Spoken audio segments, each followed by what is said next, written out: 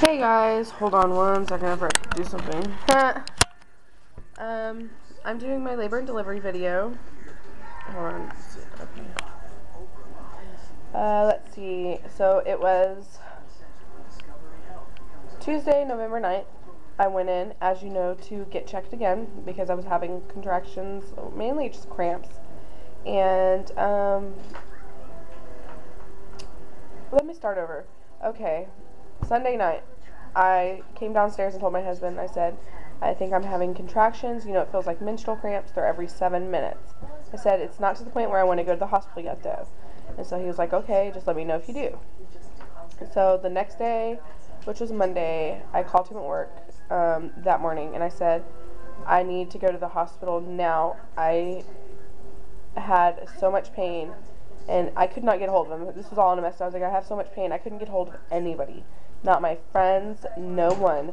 So I had to call an ambulance because I don't have a vehicle. He has it at work. And the ambulance came and got me, and just as the ambulance got here, they got in touch with my husband, and he came here and took care of Jacelyn, and they met me at the hospital. They said I was 2.5. When I got to the hospital, I was checked and hooked up to monitors. I was having contractions every 3 to 4 minutes, but I was 2.5 centimeters dilated and 75% or 50% effaced.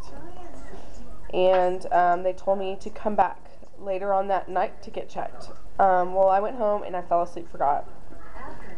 But the next morning, I got woken up with horrible pains. So once again, I went to the labor and delivery. My friend Nicole went with me. And my husband, I dropped him off at work first because he is in the military. They can't let him just go. So I got there. I was still 2.5 centimeters dilated, 50% effaced, no touch, baby girl. And I said, no, that can't be right. Like 15 minutes later, I started feeling an incredibly horrible pain. No, ma'am, no. Jacelyn, Alexis, no, baby. Thank you. No, the baby's sleeping. Leave her alone. Where was I at? Oh, I said something's not right. I'm having unbearable pain on my incision scar from my previous C-section. So she was like, okay, we'll check you one more time, but I don't think anything's changed. Well, they laid me down, and the doctor came back in. And it was like 15 minutes after my first check. And they were like, oh my god, she's 4.5 centimeters dilated, 75% effaced, and at a -2 station. Yeah, -2 station. They were like, we got to get her in because I had to have a C-section.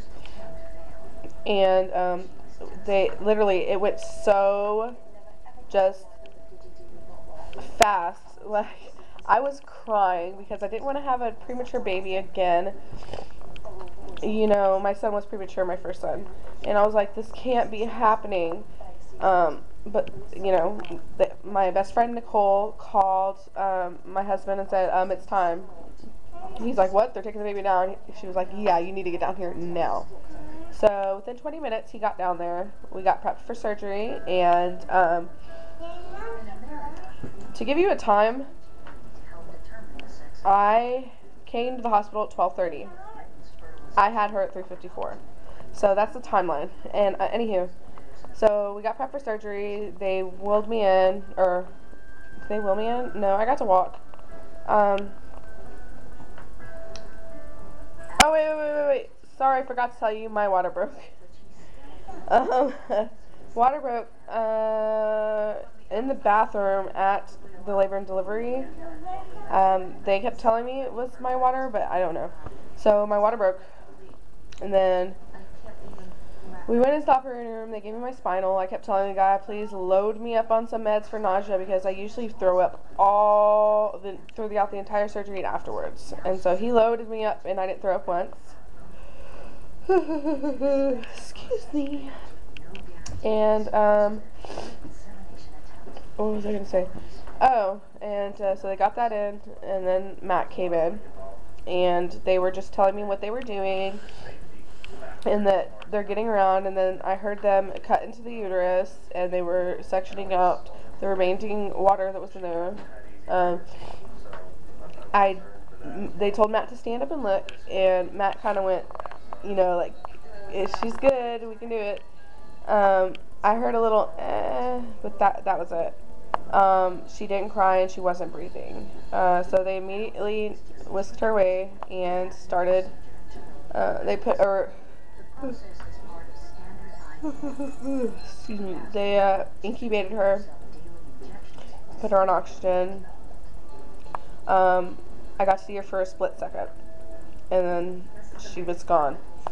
And then they closed me up and they put me in the recovery room. Then I had a pediatric a NICU doctor come in and talk to me and say that they were going to transfer her to another hospital because the other military hospital was full and I could not go with her. Which freaking broke my heart. I was bawling the entire time. They said, we're going to bring her in so you can see her, but don't freak out. I said, okay, I'll be fine. And they wheeled her in and she was in an isolette. And she had a big ass tube down her throat, and she had a tube in her nose. There's IVs everywhere. I couldn't even just believe what I was seeing. I started bawling because I just felt so bad.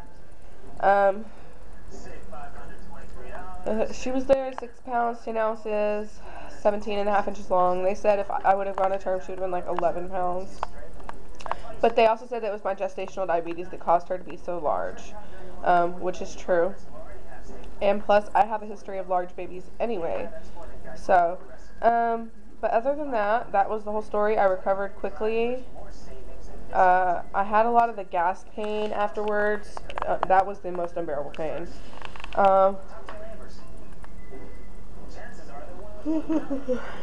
She was in the NICU at Tri-City Medical Center in Vista, California for a week. So I picked her up when she was a week old. And while she was in the NICU, I was there. Well, before breastfeeding, I went once to twice a day because we do have Jacelyn.